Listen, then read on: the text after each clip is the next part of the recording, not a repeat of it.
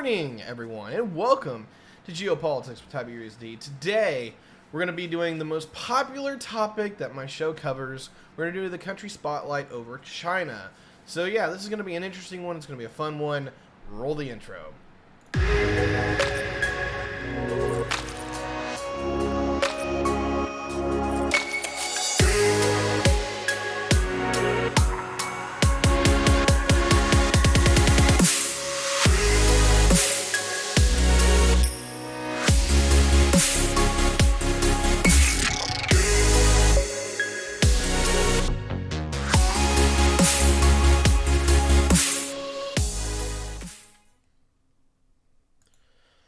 Alright, well, it's good to see everybody. I apologize if I'm rubbing my eyes and whatnot. Number one, I'm a little tired. I just couldn't get back to sleep this morning.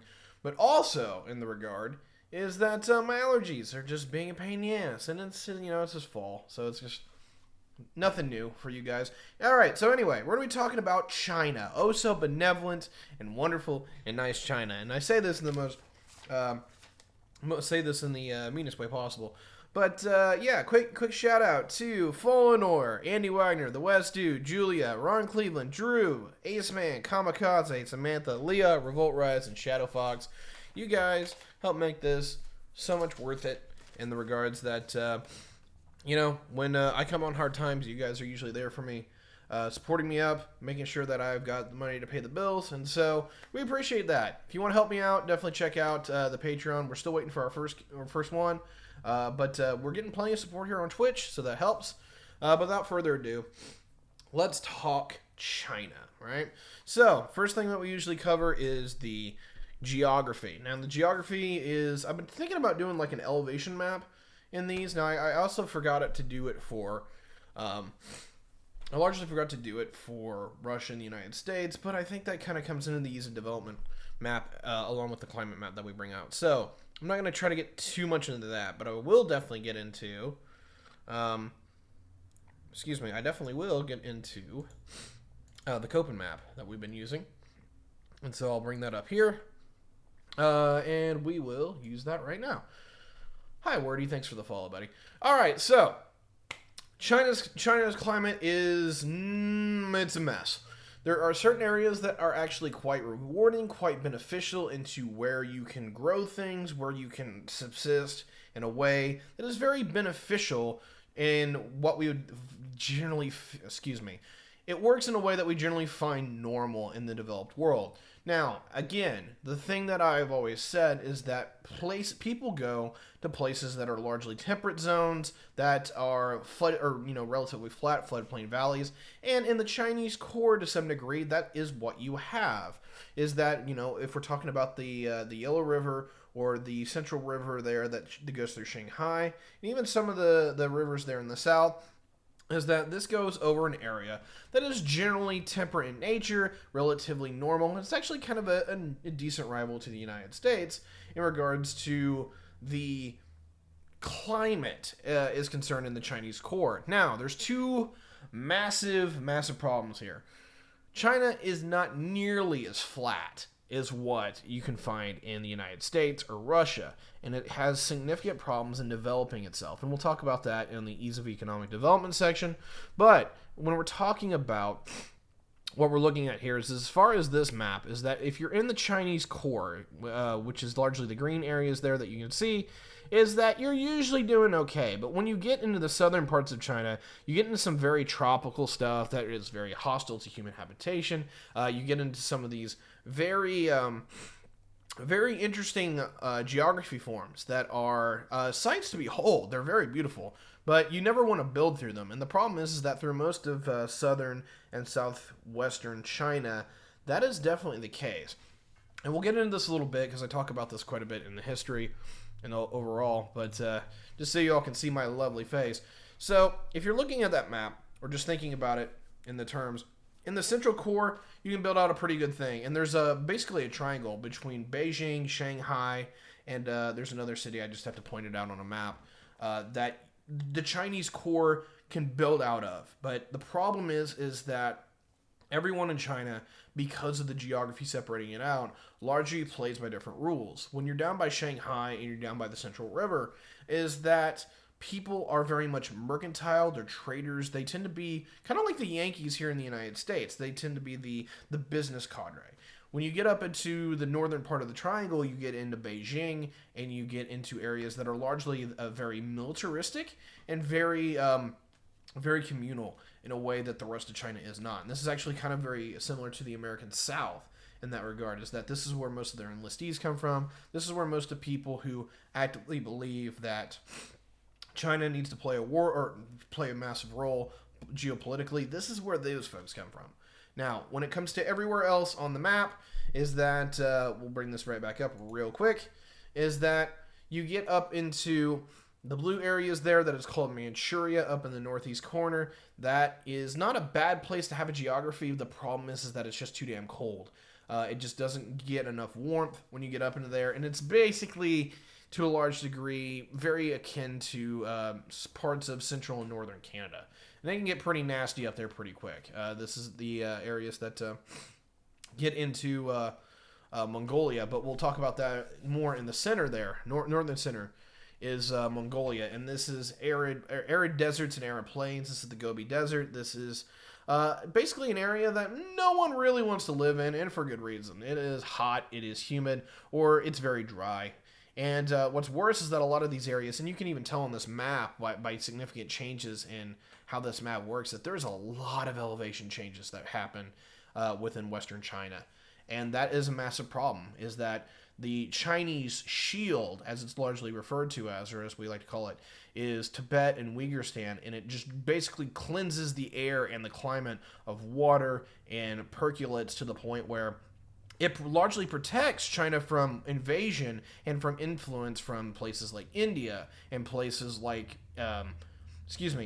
Central America. Or not Central America, sorry. Which sources do you prefer to study these regions? I'll talk about that in just a second. Okay, so it largely protects them from Central Asia. I apologize. But at least in this regard, is that China has this real problem to where it's largely hemmed in. Is that geopolitically speaking, and we talk about this quite a bit, is that you have this Chinese core, but it's surrounded by something in the way in every major region. Now, they've largely subjugated Manchuria, but it's the worst place that they really could subjugate. Going south, they have to deal with aquatic powers, and they have to deal with a climate that is very hostile to human habitation. You go anywhere in the rest of the shield, you have to punch through quite a bit of climate or quite a bit of geography to actually get to some place that you want to be. Central Asia, which is kind of crap, or India, which is basically bordered by Tibet and the Himalayas, and it's really hard to get through. If you go into the ocean, China is actually set up to be a really decent naval power. The problem is twofold. One, most of their coastline is set up for a green water navy, and they're hemmed in by peoples that they don't necessarily get along with, and they've always been largely enshaled by these folks, and that would be the Japanese to a large degree, but you also can talk a little bit about the Koreans. You can talk a little bit about the Taiwanese, even though they're basically Chinese anyway.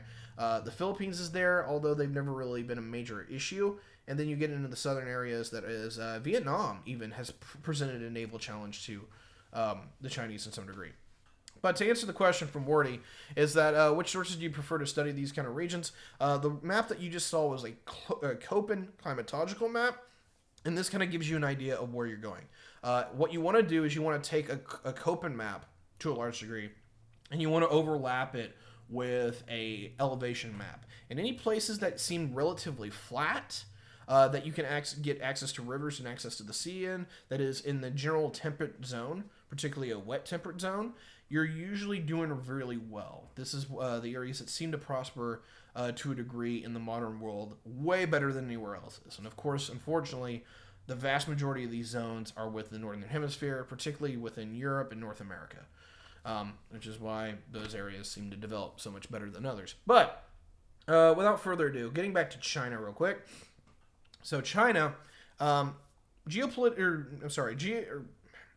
geographically, as far as climate, China's not bad. Now, they do have some significant problems when it comes to the geography, and that is largely revolved around... I need to blow my nose real quick.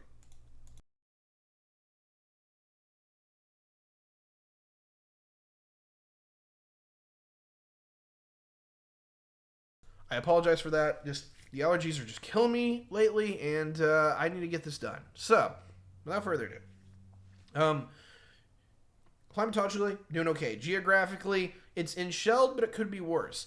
The good news is that they do have a ample amount of resources that they can largely get into the world and interact with. They have steel, they have aluminum, they have uranium, they have a lot of things that they really need.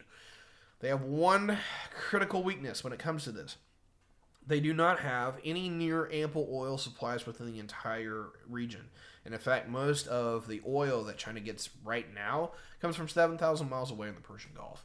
That is a massive geopolitical problem that the Chinese are going to have to face. Now, the American shale revolution has opened some doors that China can maybe tap into later, but they're going to have to be able to develop the technological expertise of having petroleum engineers and a deep financial system, which they kind of already have rigged up anyway with their crazed out MMT system, to where they have the finance, they don't necessarily have the expertise, they do have the demand, and they do have largely what they need to be able to do to build out that system. So, aside from the expertise, having like enough petroleum engineers to fill out the room, they've got everything else that they need to some varying degree. And so that could be tapped later on as China educates more and more workers in more highly technical and more highly technical, specialized, educated fields. And so maybe a test of time.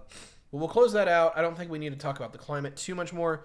What we're going to finish out with is this little map here, which, or not finish out, sorry. What we're going to close out with this. And I'm sorry this map is not what it used to be. It's just, it needs to be bigger, and I haven't got a chance to really work with it. China's ability to develop is largely within that core itself. Now, the reason the green area is where it is that it's largely flat. It has access to some river basins that it can really access. The blue regions there is actually a little bit more hilly, and anything north of those regions is largely pretty good in the Central River, but anything south of it, you start getting into some really big hills that are not necessarily that nice. The climate is kind of rough. I'm sorry, not the climate. The geography is just kind of rough, and I really probably need to bring up an elevation map, so I'm going to do that just to kind of show what we're talking about here. Because if there's any nation that just has just weird changes in its elevation, it's China. And so I want to bring this up real quick just to show this, because I've been wanting to, I've been needing to, and we're definitely going to do it this time. So just bringing this up for everyone to see. Yeah, here we go. Oh, I didn't realize that. Isn't the green belt Tibet? I haven't talked about that. I'm sorry. I didn't realize that I still had that up. Okay, so how to bring this up. The green areas, you can see if the colors don't change, it's relatively good, right? Is that as long as you're staying a consistent amount of colors, you're fine. Well, you may notice that there's a lot of color changes here really, really quickly. And a lot of these areas are incredibly high and incredibly mountainous and incredibly hilly really, really quickly. The only area there is that Chinese core that you see in the darker green and the more lighter greens that China can build out in, and that makes for a very functional geopolitical institution. And that gets into the areas of Manchuria that we talked about or otherwise. But when we're talking about the rest of China, they're largely hemmed in, and they're trying to build out and, if you will, even colonize some of these areas that have always been the hinterlands and the borderlands.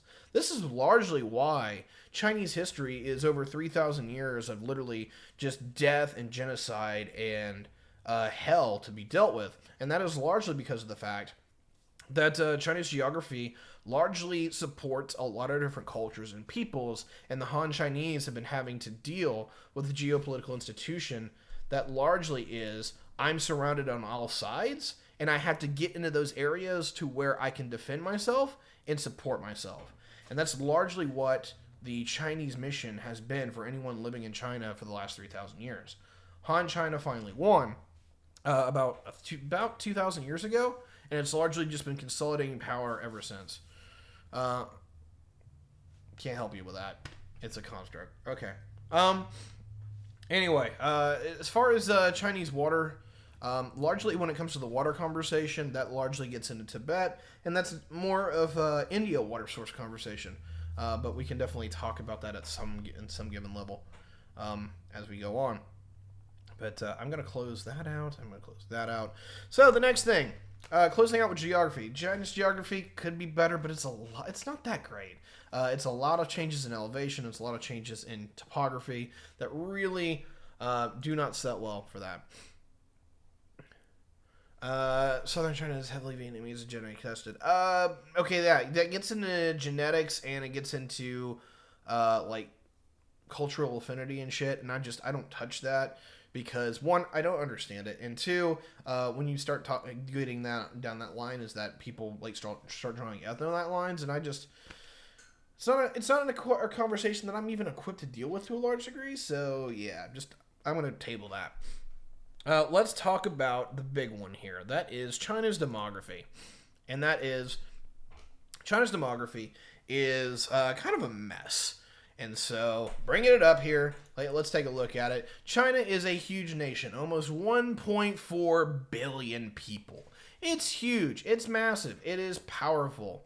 But the problem here is that between the people that are my age and the people that are younger within China, because of the one-child policy, there was a 40% drop in their birth rates. And of course, they've been trying to fix that up, and they've been getting a little bit better here and there.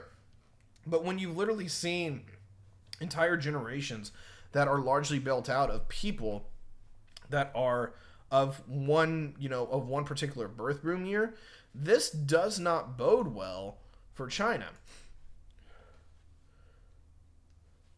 Yeah, nobody's going to fulfill the 3-child policy. China used to have the 1-child policy. They moved on to a 2-child policy, and now they're even allowing 3. They can't get their birth rates up. Now, granted, we haven't seen any of the data since the last time I pulled this, all the way back in 2017. I'm not sure if China just hasn't had a census yet, or if, regarding this measure, is that their information being released is... their information being released has been delayed because of COVID. I would be shocked if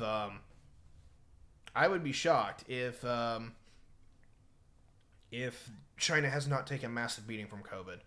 And I believe that's probably why they actually haven't released their new data from 2020, is that they probably lost the better part of 30 million people from COVID.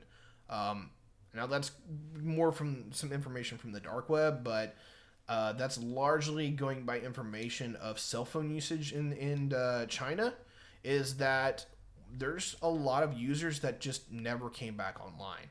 And we are talking about an authoritarian state that happily would openly welded people into their apartment buildings. And I even have sources. I did not see this, but I've had people in the community, within the intelligence community, tell me that they were literally demoing apartment blocks with people welded inside of their doors. And this is not a. I thought they were really strict with the virus. They were, but the problem with this virus is that this virus was not something that you can just lock people in your rooms with and win with, especially in a place that is urban and as hyper developed as China is that we saw this here in the United States. Where was the places that were first hit that were hurt really, really badly? Major metropolitan areas. Well, have you seen China? It makes any metropolitan area within the United States look like a joke. Everything is New York City level of density and higher. Whether it's the top density cities in the United States, New York City, SeaTac, that kind of thing. I don't believe the demolishing block stuff, but I know people who had families buildings closed. Yeah, there's parts where I press X to doubt, but I did absolutely see numerous amounts of video where they would. I definitely did see where they had welded people into their own apartments, and you could see people, with their hands and whatnot, and they're like, "Hey, let me out of here," and there's bars, and you can literally see them welding the door shut. So I don't know what happened to those people, but at least from any information that we've been able to leak out, is that they may have lost 30 million people in trying to contain COVID. or just from the COVID losses themselves. And to China, if you're trying to police and make sure to maintain order, that's believable. Can you please elaborate on the point again? Where are you saying China lost 30 million to COVID? This is some information largely out of, well, basically the intelligence community and the dark web. And so take this with a massive grain of salt. But what this information largely is that they were tracking Chinese cell phone usage within the country. And over the period of about 3 months, 30 million users logged offline, or not logged off, stopped logging in and never showed back up again. And when we're talking about China, remind you that this is one of the ways that the Chinese institution and state monitors its civilian population, is that everyone has a cell phone. The Chinese love everyone having a cell phone. They subsidize it because the way that they've been able to mandate their social, their social policy regarding their social point system, right? Where you get points for being a good Chinese citizen. Well, they monitor everything that you do through your phone. So when you're on Chinese Facebook or what have you, whenever you make this post, whenever you interact on any kind of app, whether it's basically through a hallway device, you are monitored by the Chinese state apparatus. They have no legal framework to stop that from happening. The Chinese love this. This is how they killed their democracy movements all the way back about 10 years ago.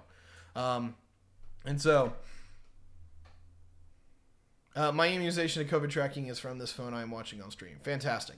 But anyway, as far as what we're getting at here, what I'm trying to say is that this information largely comes from, and take it with a bag of salt or a crate of salt if you want, is that from the numbers that people were tracking from cell phone usage before the numbers stopped being available, is that there was a lot of Chinese citizens that just stopped logging in to their phones, especially if you're supposed to be locked in your house and not being able to get out because you are quarantined. That is the last thing we expect anybody to do.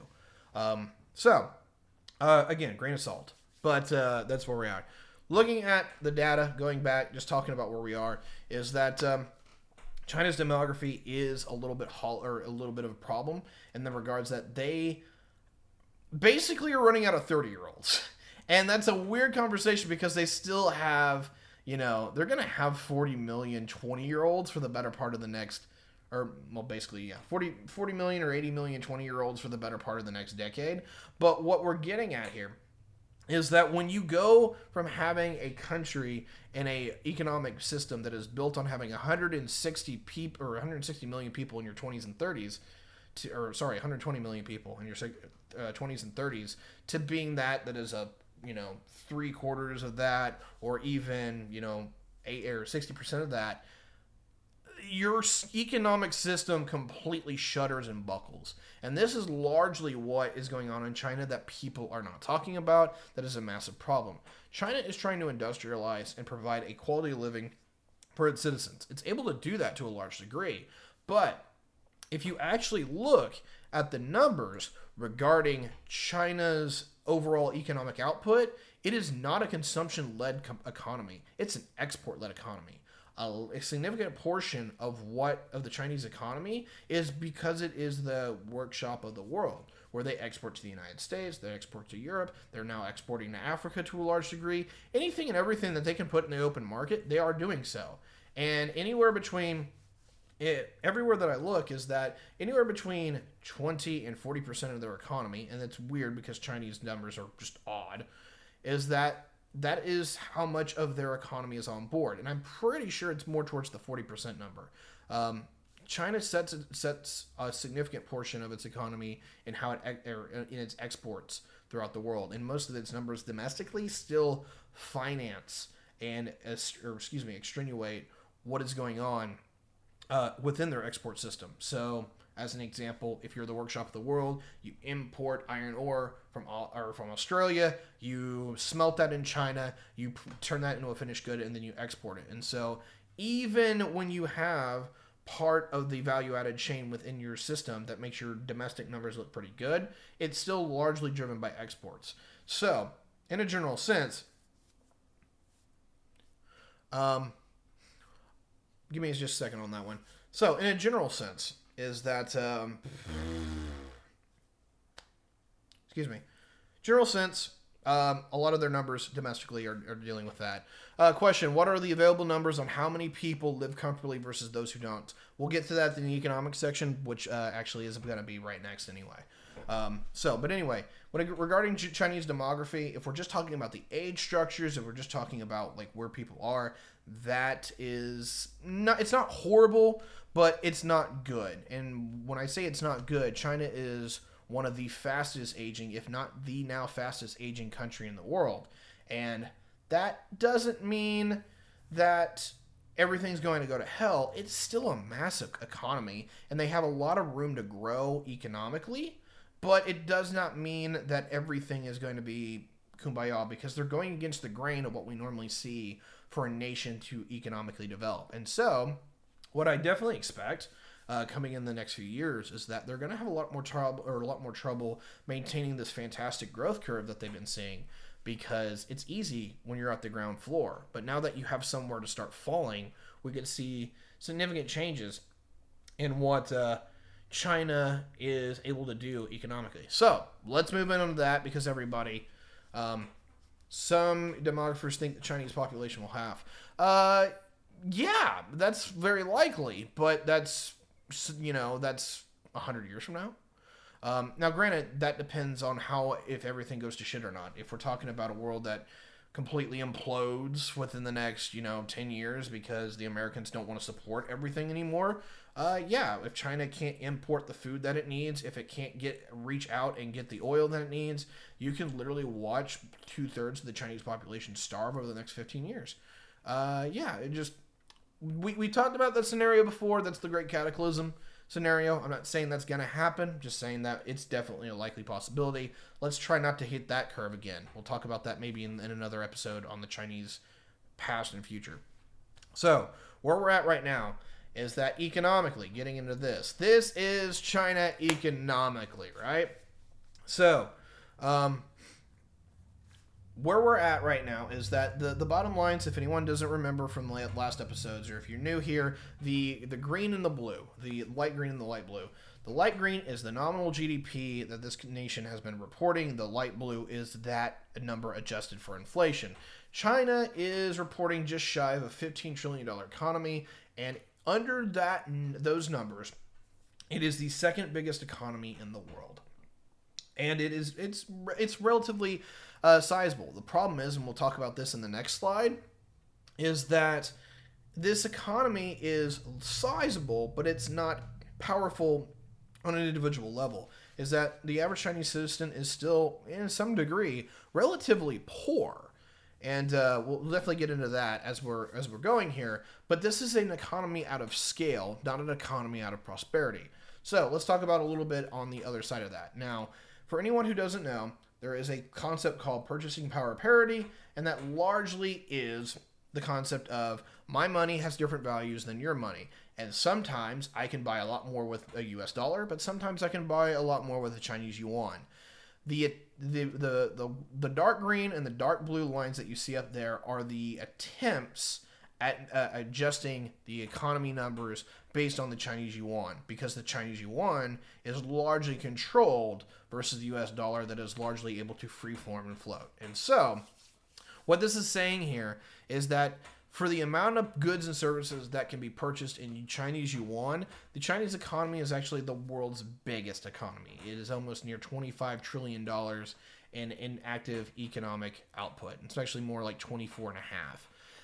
If that number is true, and I take that with a grain of salt, because those calculations are always really weird with PPP, I'm going to say that the bottom line numbers that we're looking at here, it's going to be more towards the middle between those two general trend lines. But what I'm getting at is that, at least for what we're talking about at the moment, is that the Chinese population is definitely growing in its overall quality of life. It's definitely growing as far as what, is its economic size, prosperity. But there's a significant difference in how it translates into US dollars versus how it translates into Chinese yuan. Some things they can buy very, very cheaply, very, very well, that makes their standard of living higher than what it normally would look at. Some things are not nearly to that case. And so Moving on to the last slide here is that it's going to look very, very similar, but it largely addresses with what Wardy was talking about. This is the Chinese GDP per capita, same general trend line numbers, same general principal point, with all the adjustments and numbers looked in.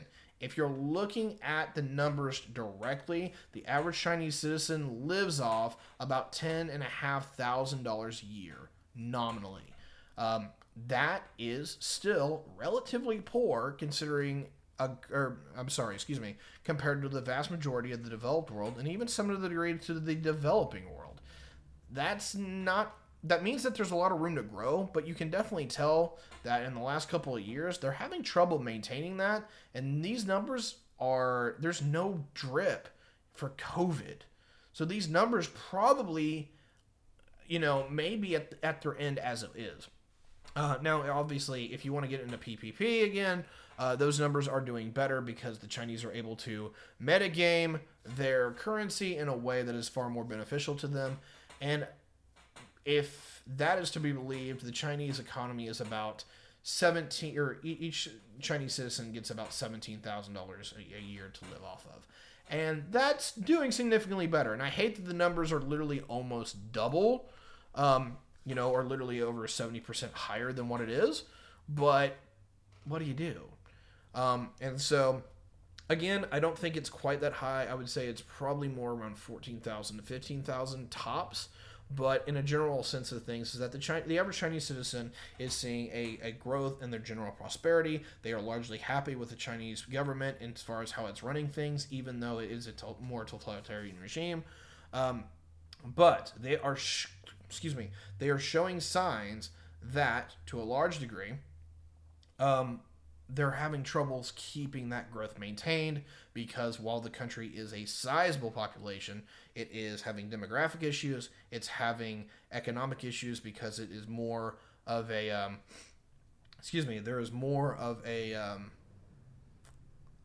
there's more of an influence on exporting rather than domestic consumption.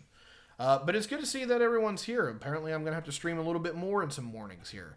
But it's good to see everybody. And if you have any questions regarding China, we can definitely look into that. We'll try to keep the history section differently, but we're almost done here. We got to cover the politics. We got to cover the military real quick before we close out here. A lot of people love to talk about the Chinese state institutions and state banks. That is definitely a conversation to be had. I don't want to dissuade from that. But there is a significant amount of private businesses within the Chinese economy. And I hear this conversation on Twitch politics all the time. So I want to make this very, very clear. The Chinese economy is what we call a state capitalist economy. I need some tea, Madman, but it's great to see you. Especially considering how early it is for you. Okay, so Chinese economy. They're largely, we separate this into 4 or 5 sub-branches. There's like laissez-faire economics, which is like pure unmitigated capitalism. We've never really seen that before. We've seen some very offhand economic structures depending on how we talk about it, but usually in any kind of government, they're going to have some kind of vested interest. And so you get into interventionism, which is largely this idea that you let the market do what it can, and then most of the time, every now and again, you're going to come in, you're going to police one thing or another, you're going to have some regulations here. To a large degree, that used to be what the United States is. It's not really that anymore. It's kind of where we're getting into this third middle ground that's commonly called mixed economy capitalism. And that is this idea that basically about half of the goods and services within the country are run under a government aegis or under a government regulation, and the other half is largely a private sector venture. And if you actually go by the numbers before COVID, 45% of the entire U.S. System was largely run by some form of government, whether it was the federal government, the state governments, your local governments. And so government's pretty damn big. Not saying that's a good or bad thing. Okay, China gets into a place that we call state capitalism, which is further on down that line. And it starts, this is where state running things gets really weird, because the Chinese economy is this weird mix of like free market principles, but so much of the Chinese economy is run as a principle and aegis of the state. China has 4 major banks within its institutions, but they're all run by the Chinese government as basically a not legalized monopoly. What's the word? It's a legalized oligopoly. They kind of keep each other in check, with principles, with some competition. But overall, these are institutions that act very similar to the United States Fed, but there's 4 of them, and they do most of the banking within the within the Chinese system overall. Can't remember the names of those. I apologize, but if we need to talk about that we can do that.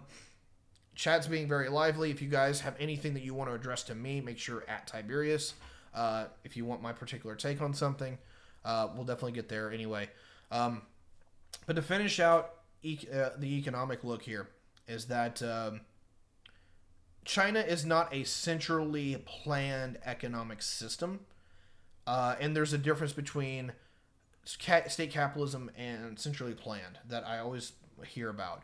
If you're talking about the Soviet Union, if you're talking about what China used to be under the administration of Mao, that was a centrally planned economy. The Chinese government literally told everybody what they were doing, how they're going to do it, how much you were going to make of this. It was I love you, bad man. I'll have to do that another time. I apologize. That's something I have to look up on the side.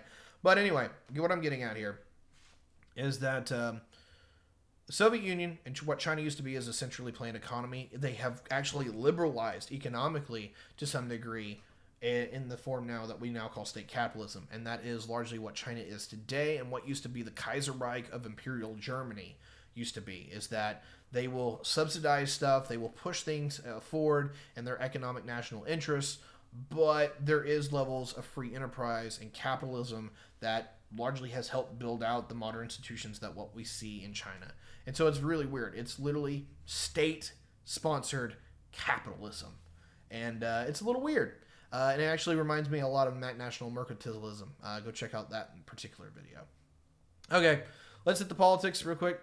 If you love this YouTube video, I want sources in the description. True. I am terrible with sources. But okay, anyway. Section 4, politics. The Chinese is a single-party democracy. As much as people absolutely hate that idea, they are, what is it? It is a single-party democratic republic, actually. Everyone who exists within the Chinese system plays by the Chinese Communist Party, and they're not necessarily what anybody would call communist, whether it's the far left, whether it's the far right. They're not really communist anymore by anyone's definition, but they still go by that particular aegis. And it is a system that is one party enforced. That's all there is.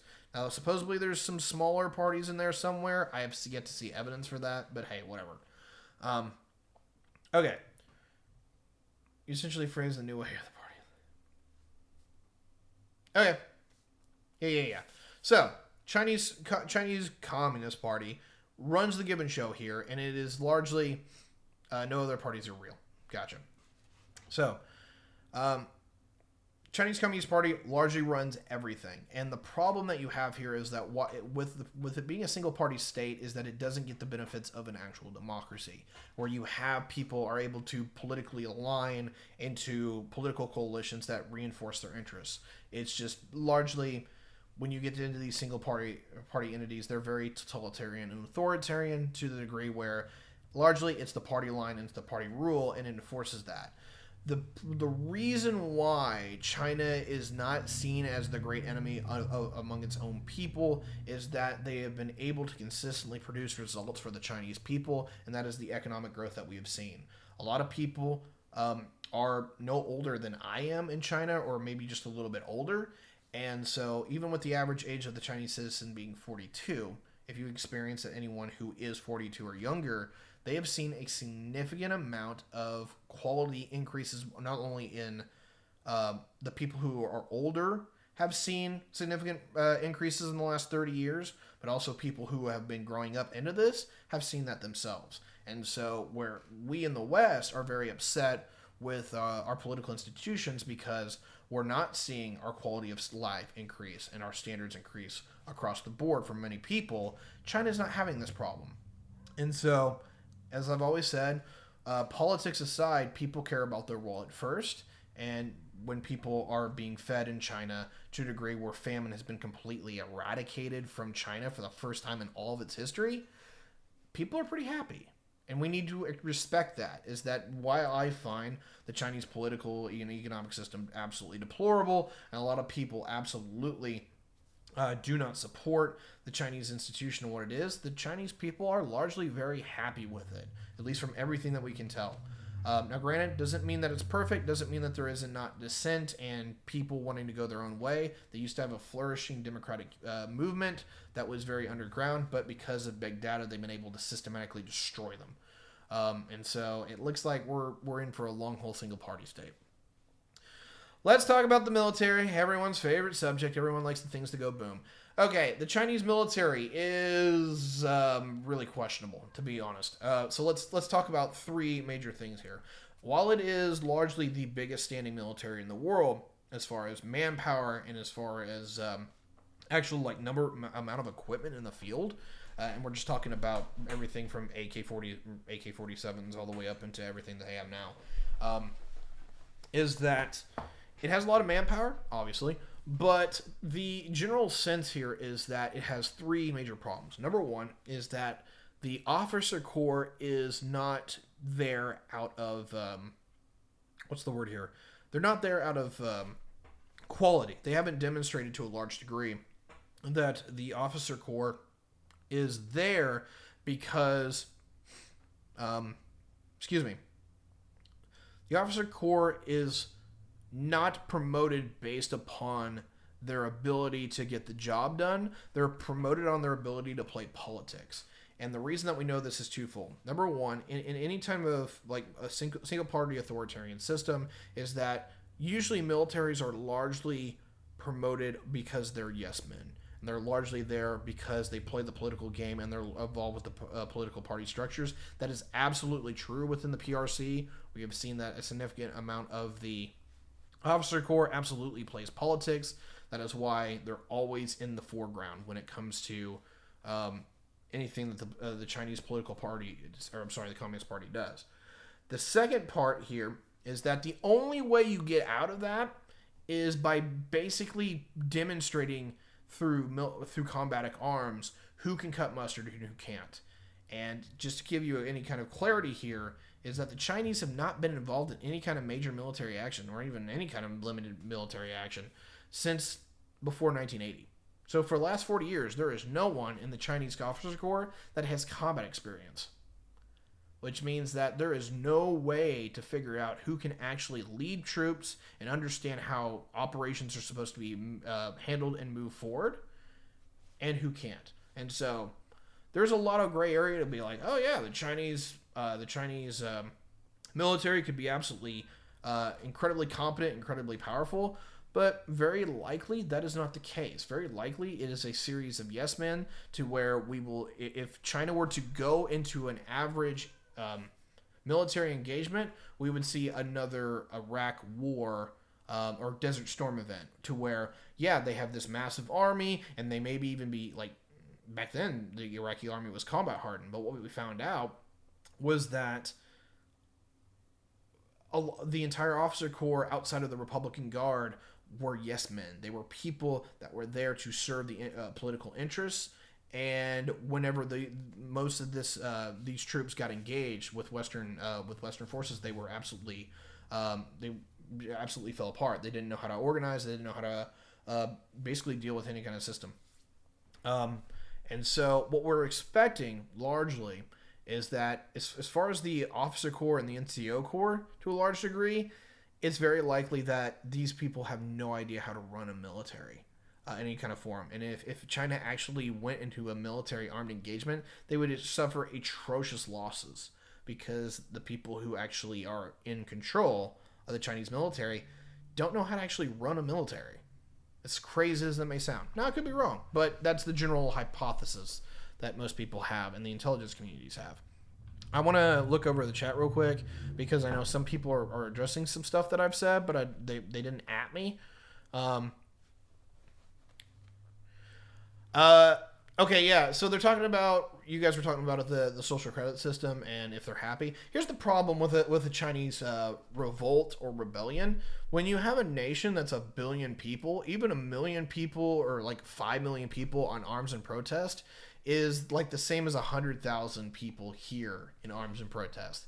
It's a matter of scale. You can literally get millions of Chinese farmers all together and make it look like they're about to stage a revolution, but to thank you, madman.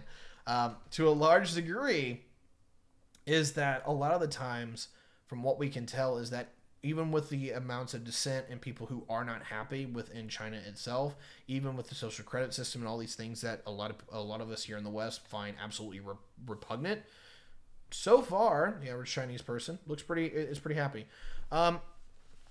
They have attempted to improve the officer training. There's better trained young dudes, but they're teens, early 20s. Okay, yeah. A lot of this has actually been part of the Chinese anti-corruption campaign that Xi Jinping has launched. Huge gap between them and the 40 somethings, absolutely. But anyway, the problem that we're seeing is that a lot of the anti-corruption stuff is not about their merit; it's about being loyal to Xi, and so we don't really know if a lot of these things are actually merits of quality and competency, and how much of this is actually just he's not towing the party line enough. And so I'm just really hesitant to pull the trigger on any kind of claims of competency from not only the Chinese officer corps, but to a large degree, yeah. It's fine to try to clean up corruption if you really are. Yeah, true. Okay, so the Chinese officer corps we largely talked about. Let's talk about their weapon systems. By what we can see from the J-20 and a few other weapon systems that they're building, like the Type 20 frigate or something like that, a lot of the Chinese weapon systems, they look very modern and they look very cool and they look very nice, and their military spending keeps going up and up every single year. The problem that we're having with this is that we know most of their technology is not domestically sourced. They may build the stuff, but anything that is actually made within China is largely IP stolen from the West in a general purpose. They do not generate their own technological development to a large degree. They steal it, very similar to what the Soviets did. And the problem with that is that even though they've put massive investments into things like AI and trying to get they're trying to get their domestic R&D to a functional state that is competitive with the West, the vast majority of the time you can tell that they're not running their own show. They're playing second fiddle to Western developments. Most of their aircraft, most of their ships, most of everything that they're building is stuff that the Western nations have had on the drawing board for the better part of 20 years. And so even if the West isn't building it because they don't want to pay the money for it and they don't see the point of upgrading to Generation 5 weapons, the Chinese are building their version of Generation 5 weapons, but in a general sense here, yeah, it's not working out. Okay, so what I'm saying is you cannot say you are unhappy. That is part of what gives you lower scores. How can any of that be accurate? Great point, and I can't square that circle. I can't square that circle because there's, to a large degree, you're right. There may be a case where the average person is not that happy. But I don't think I'm not going off that just alone. I'm going off a little bit of anecdote here. I do meet Chinese nationals. We do have one in chat, obviously, that is talking, and actually I get the feedback both above board and below board.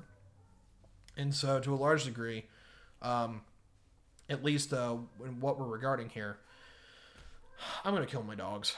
Anyway, at least where we're at here is that from the general sense that I get from the Chinese population, anecdotally, is that most of them are generally happy with things. Is that things are getting better for them across the board, and regardless if there's things that they don't approve of, it's working out for them better than not. Sir Levin, thank you for the follow. Okay, so finishing out the military here is that you made a point here. Tech is stolen from Taiwan, not the West, right? Taiwan's the major funnel that it's stolen from, but it's also across the board. A great example is that back in the late 2000s, Boeing was going to build a plane. They did all the infrastructure work into designing the plane, getting everything set up here, and then what had happened is that China's like, hey, we're gonna build the plane. I'm like, oh yeah, cool. We'll do it under license, right? No. China just literally up and sold the plants for the plane, and I've been selling that as a Chinese knockoff for the better part of a decade now. And they do this kind of stuff all the time. There is a reason that American companies have always been really weird about dealing with them. The problem is that Chinese have been playing it fast and loose. Particularly what happened after the Boeing incident is that most of the aeronautical industries will not deal with China anymore, whether it's Airbus, whether it's Boeing, whether it's de Havilland, or is it de Havilland anymore? Don't remember.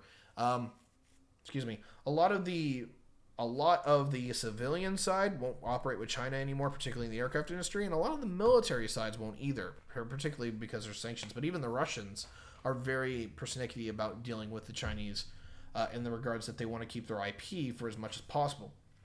And so at least in the level here is that China is making definitely investments into their military structure, their technological structure, but their general technological prowess is very much in question. And until they actively get into armed combat with somebody, whether it's Taiwan, whether it's Vietnam, somebody, and we actually see how these weapon systems works, and we get combat reports on if they can actually withstand an RPG-7, if they can actually withstand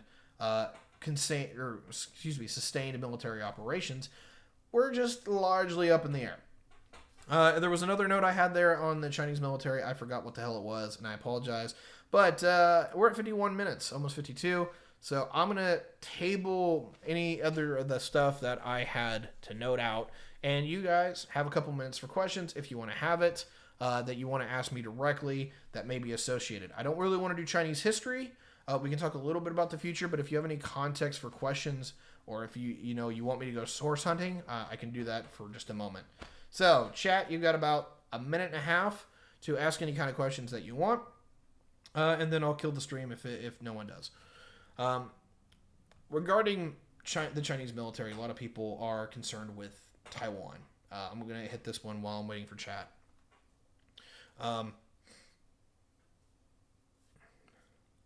I don't have much data on it, but it feels like the Army is mostly better organized than the Navy. That's not a data thing. That's an analyst thing. And the problem is twofold. The Chinese Army, the PLA, has not largely been sized up in any kind of major degree. That's not where the Chinese are largely putting their eggs in their basket here. And so... to a large degree, the Chinese Army the PLA is probably doing okay. The problem with the PLAN, I think is what it is. People's Liberation Army Navy. I think that's what it is. Anyway, problem with the Chinese Navy is that they have been going through a massive build out, and one, there's no one who has been involved in an active military armed conflict within the Chinese Navy. Two, when you have a build out to this degree, you're literally training NCOs, enlisted, and officers as quickly as you can get them in. And of course, you're always going to suffer massive problems. You're always going to suffer massive problems when upsizing to this degree and maintaining quality and control, particularly when there's no one to largely go, hey, we know what we're doing, you are not displaying competency. And so, at least in that general sense, is that I can believe that the PLA is doing better than the PLAN. But obviously that's more of a kind of a possibility. I wanted to talk about Chinese history, damn it. If you want to ask a quick question, I'll either tell you that it will be on the Chinese history episode that we'll do next, or it'll be it'll be a question that I can answer really quick. So awesome, if you want to ask it, feel free to do so. And then I'll address it there. Moving forward is that where do you go to study the different regions of China? Depends. In what regard are we asking here? Are we talking about like the culture? Are we talking about like just demographic data? There's a lot of different ways that you can go about studying a region in China. Some of this stuff is literally just, you can be like, oh, hey, Wikipedia, what is Xinjiang? What is Beijing? What is Taipei? Or not Taipei, excuse me. What is Shanghai? And then you can go in the other regions there. And that'll just give you some general sense. If you're looking for specific data, such as climate, such as economic data, there's a lot of different sources that I'd have to pull up for you here. So there's that. I am not considered about Taiwan. I am just expecting a war over the turf because that is where the tech is. So it will be a bloody mess. Okay. There is a wonderful video from my good friend Peter Zion. Well, not really a friend, but the inspiration. Mr. Zion did a wonderful video on what would happen if China decided that they wanted to bonsai. They wanted to bonsai into Taiwan. So I'm gonna pull that up for you guys right now. Here. And I'm gonna post that in the chat. I would largely just stream it for you guys, but I don't like to deal with copyrights, and I want to try to keep Zion in my good graces if I can. So, in chat right now is the video about what would happen, or Peter's particular analysis on Taiwan, and he says it better than I could. So, we're just gonna roll with that. Let's see. All right, cool. And then we'll go back to this real quick. Issues they deal with, tensions, and general practices of them. A lot of that you can definitely actually just get a general sense from Wikipedia. And I hate to be like generic as fuck by that, but Wikipedia is pretty fucking solid. They'll tell you a little bit about the culture. They'll tell you a little about the history, and they'll tell you like, hey, some kind of issues that's going on with that. And so that'll give you like a general outline. If you want something very specific, it depends. Wikipedia usually has sources and references that you can look at the bottom for further reading. But if you really want to get into something very specific, sometimes you have to go into finding people who are in the know. And just as a given example here about like Chinese economic data, the reason why it's so much in question is that if you look at Moody's, which is the economic whiz heads that deal with international banking, they are very, very suspicious of what China is doing in regards to its banking system, and they have openly stated that they believe that China, to a large degree, is openly practicing loan sharking. So yeah, that's interesting. For modern stuff, you can always follow the China topic in Google News, Apple, and whatnot. Yeah, you're not wrong.